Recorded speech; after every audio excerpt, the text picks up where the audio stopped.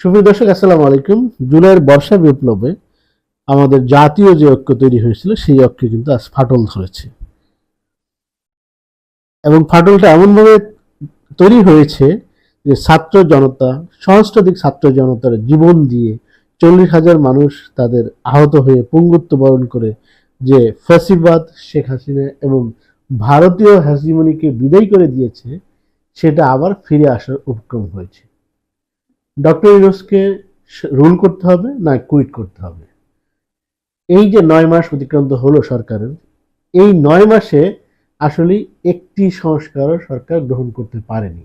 হ্যাঁ, কিছু কিছু সংস্কার যেগুলো করেছেন সেগুলো খুবই ফলপ্রসূ হয়েছে, কিন্তু যে ম্যাসিভ ভাবে সংস্কার করার কথা ছিল সেই সংস্কার কিন্তু করতে পারেননি।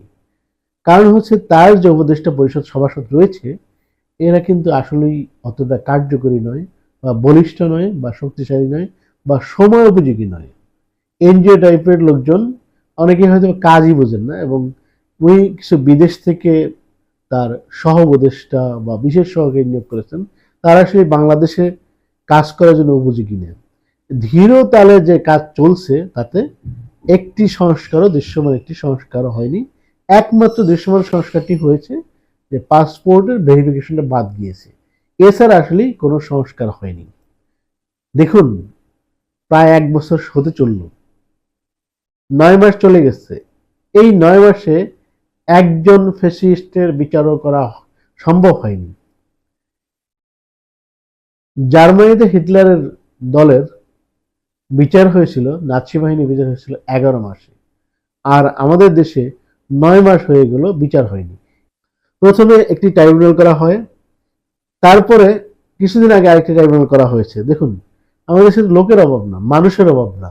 আপনি 10টা ট্রাইব্যুনাল করে ফেলেন, সকাল বিকাল বিচার হোক, এবং একদিন ছুটি দিয়ে বিচারটা শেষ করে দেন।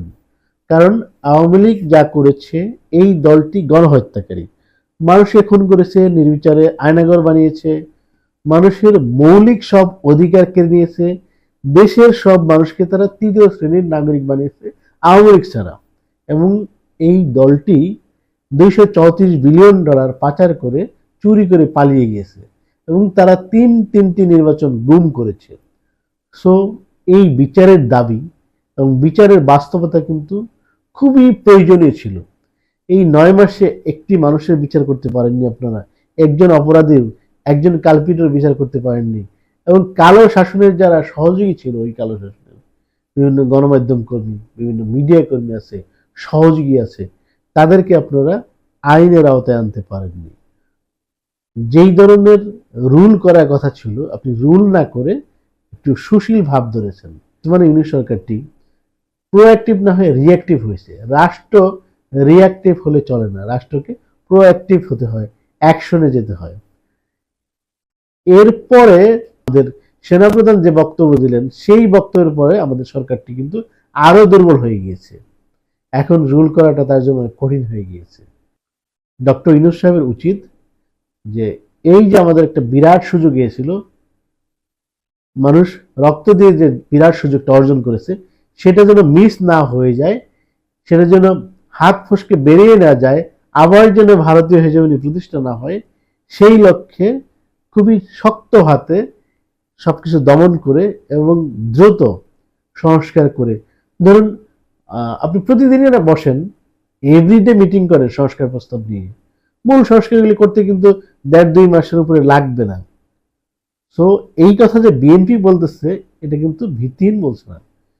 বিএনপির যে দাবি এই সংস্কার করতে এত সময় লাগবে না, কোন ফাঁদে যে আটকা পড়েছে এই সরকার, সেটা বোঝা বড়ই দায়। এই সরকারকে এখন খুবই অতি তাড়াতাড়ি সংস্কারগুলো শেষ করে নির্বাচনের একটা পরিবেশ তৈরি করা, এবং স্থানীয় সরকার নির্বাচন, বিশেষ করে সিটি কর্পোরেশন নির্বাচনগুলি দিয়ে দেওয়া দরকার। এর মাধ্যমে কি হবে, এক ধরনের ড্রাই রান হয়ে গেল, যেটা দিয়ে আপনি নির্বাচনটা কেমন করতে পারবেন সেটা বোঝা গেল। তো এইটা বোঝার জন্য কিছু কিছু নির্বাচন শুরু করে দেওয়া উচিত।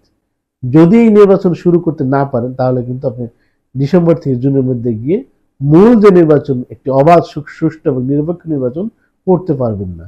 দেখুন, এই নির্বাচন যদি কেউ র্যাগিং করে, আবার সেই আগের মতো অবস্থা হয়, তাহলে কিন্তু সব সংস্কার, সব চিন্তা, সব নতুন বাংলাদেশের যে স্বপ্ন শেষ হয়ে যাবে।